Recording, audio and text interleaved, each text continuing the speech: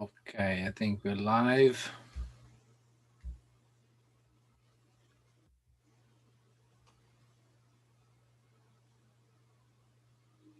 I can see. So, good afternoon e buonasera in italiano. So, questa sera abbiamo invertito, facciamo l'inglese prima. So, tonight I'll start the series of the Advent I'll be starting in English first and then in Italian. So, tonight we'll speak about the Visitation. So, I'm being following the Gospel of Luke, and let me just share the screen. Um, and we read I'm reading the first chapter, and I'm reading just a few verses for each night. Tonight I won't be reading the verses because it's just will summarize them, and then I will comment a masterpiece of art, which would be the Visitation, Mary and Elizabeth. And it was the artwork chosen tonight. It's a wonderful painting by Piero di Cosimo. So we will. What happens here? We just read yesterday the Annunciation of Mary. So Mary goes and visits after the Annunciation. She was told also that her relative Elizabeth, which was quite an old age, was pregnant too, and she was so for about 6 months. So she goes and visits her, and so she travels to see her, and she meets her, and Elizabeth just says, "Oh, may you be blessed." And then as soon as Elizabeth saw Mary, she could feel the baby moving inside her. And so this is another kind of proof that everything that I was told was about to happen. And she says, may you be blessed." And the and and she asked, "Why are you coming in to visit me?" And she just goes there to have a kind of a confirmation. Now there is a beautiful painting which I'm going to show you now, which is by Piero di Cosimo, and it's the Visitation. It just portrays the scene where the Virgin Mary that you could see on the left just goes and meets Saint Elizabeth, which of course she's much older there. They in this depiction, they are holding their hands, and then Virgin Mary is touching her as a gesture of affection. So this painting was painted around 1490. So it's the age when the Renaissance was at its prime, and it's a time of Botticelli, Filippino Lippi. Now this week we have the talk tomorrow and then Sunday about Botticelli and the origins of Renaissance in Florence. And this is probably one of the best masterpieces of those times, and it's definitely the best of all the visitation scenes painted in many occasions. There's also one in the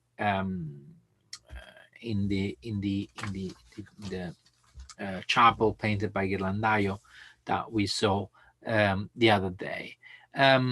This painting is not in Italy, it's not in Florence anymore. It was originally painted for the Chiesa di Santo Spirito, which was basically, you see, most of Florence, or the touristy part of Florence is basically around Santa Maria Maggiore or around the Palazzo Vecchio and the Uffizi Gallery is here. If you cross the Ponte Vecchio and you go towards Pitti, a couple of blocks on the right, there is Santo Spirito in this part of Florence called Oltrarno, on the other side of the river Arno. This complex was built originally in the Middle Ages and then rebuilt during the time of Brunelleschi, and a number of artworks were created for this church. Including many of them were looted by the French, but actually not this one. This one was moved to a private location, to a private villa during the 18th century, and then eventually was bought by actually a Welsh lord that took it to Mr. West, who took it to the Chirk Castle in North Wales, and then from there it was later sold several times until it landed in the National Gallery of Art in Washington, D.C., where it's now available to the general public. The complex is beautiful. It's made of several cloisters, and it's full of masterpieces, including a copy of the Jesus Christ by Michelangelo and the original crucifix that Michelangelo made at a very young age, because he was doing his studies of anatomy right in the complex of the Ospedale di Santo Spirito. The scene of the Visitation is a masterpiece with many masterpieces inside. First of all, the church belonged to the Augustinian fathers, and which were fine theologists. So there are also two saints. The chapel was sponsored by the family Capponi, a notable family of Florence, and for the chapel of St. Nicholas that we can recognize here on the left. St. Nicholas is basically the Santa Claus, so it's perfectly for this time of the year. It was a Middle Eastern bishop in the between the 3rd and 4th century AD, and in his in account of his life, there is this legend told that he helped during his life children, and then when he became aware of three ladies of a man who was a rich man going down to poverty, he had this idea of selling his daughters. So what he did, he gifted these daughters some coins and gold. For 3 nights in a row, he just went and left in their house some money, some valuables, and so these girls had a dowry to marry a good husband. And these three gold balls are here, and there's even a reflection inside them of the scene itself. You can see figures in here. Now, this is a very interesting detail, quite unusual for the Florentine art, but quite common in the Northern European art, the Flemish masters, art from the Flanders, from Belgium, with which the Florentines had an intense trade back then, and also artworks like, for example, the Trittico Portinari from the Flemish countries were taken to Florence, and they inspired a lot. So this is probably the ones that was more, Piero di Cosimo was the more receptive of this kind of art. On the other side, we have Saint Anthony the Abbot, the one that was basically worship, and is represented several times, especially while he's in this desert with the temptation. In this case, he's reading. He's got these wonderful glasses. This really impressed Giorgio Vasari, who described these glasses in his description of this masterpiece, calling it the best Visitation ever painted. You could see, you could follow, we can zoom with this gigapixel image thanks to the National Gallery of Art, Washington, D.C. We have this beautiful flowing bird just made all thousands of silver little lines. And then, of course, he's writing. Look at the details of the hands, something that you don't usually see in the Florentine art in the 14, 1500. You don't see that level of details of all the different details of the fingers, of course, of an old man. And then you can see him writing the details also of the writing. He's got his writing traveling kit here. So the level of details is really amazing. He's got some elements, of course, the books, and then the little belt that the order of the Fathers Antoniani used. And they were usually helping, taking care of sick people, taking care of people who had plagues or other diseases. And then the walking stick that has the shape of a T. The T is the Tau. It's a religious symbol as well. So it all, of course, adds up to the religious element. Right at in the center of the bottom, there is this cut flower, and the flowers, some of them are about to blossom. And so this is the symbol of Elizabeth, which, although she was old, she was still able to give life, and it's next to the stick. Now, there's a lot of Middle Age legends. One of them inspired, for example, a Tannhauser by Wagner later on in the 19th century, about the power of God's grace that can create life when there's only death. Of course, this is an allegory of the resurrection and the eternal life. And you can see there's the pig here, because with the pig's fat, all the ointments and the perfumes and medical supplies were basically made. And so it's a referment to the medicine. And then if we look just above the head through the halo, which is like kind of a curtain, you could see a slaughtering scene of babies. This is the killing of innocents, which is, of course, the Holocaust before the come of the Messiah, which is, kind of a sacrifice that was kind of needed before the Messiah could come. And of course, it's a horrible, violent scene, and is represented with all these mothers screaming and the babies being slaughtered. And right in the back, there's more scenes. First of all, there is like a Gothic middle-aged town, as if Florence still looked there in the 1400s, with the people looking from the windows. There's also some element of Northern Gothic architecture, so there's also this kind of idea of reconnecting with the Northern Europe. And there is an Annunciation painted on the facade of a window, with the usual separation of the two elements, the divine and the Virgin Mary on the Archangel and the Virgin Mary on the right.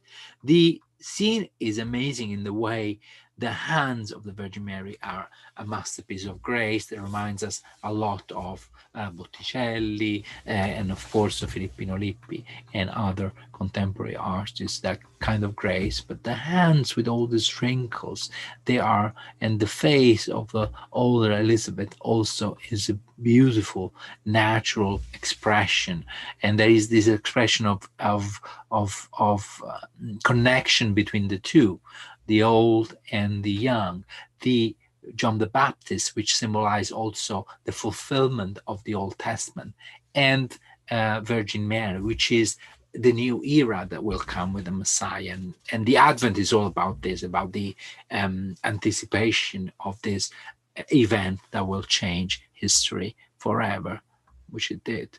And then we have the details of the halos and all this the beautiful gilded hair of Virgin Mary. You can see the cracks in the table. This is a 10-pound table until the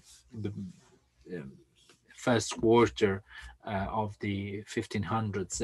Paintings were made on wooden beams, so poplar or other woods that were put together and then plaster and then painted over. And there are these funny looking rocks with some people wandering around. There's kind of this element that comes again from the Gothic style, but is transformed, following or trying to imitate some of the Leonardo da Vinci ideas. The rocks that can be seen in the Virgin of the Rocks, something similar to that. Also the composition, the overall scene with the saints lower concentrating into reading, or kind of it reminds a lot of the Adoration of the Magi Kings, which is the unfinished painting that can be found in the Uffizi Gallery. And on the left we have another scene, which is the Adoration of the Shepherds. So this is the full story.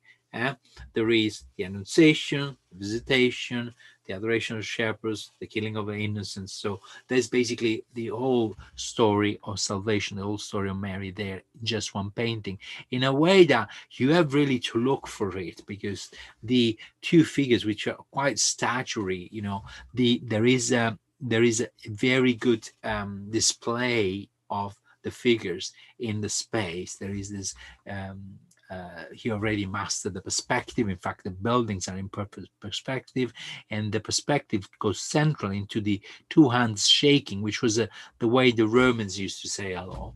And of course, giving the right hands, it becomes since then a symbol of peace, and also a pact, a symbol of something that connects us to each other. And that's precisely what Piero di Cosimo symbolized here. And I have to say that generally we always complain that thousands of artworks were sold and were taken abroad and were taken to other places. This case, actually, for this painting here, although it would have been beautiful to see it in the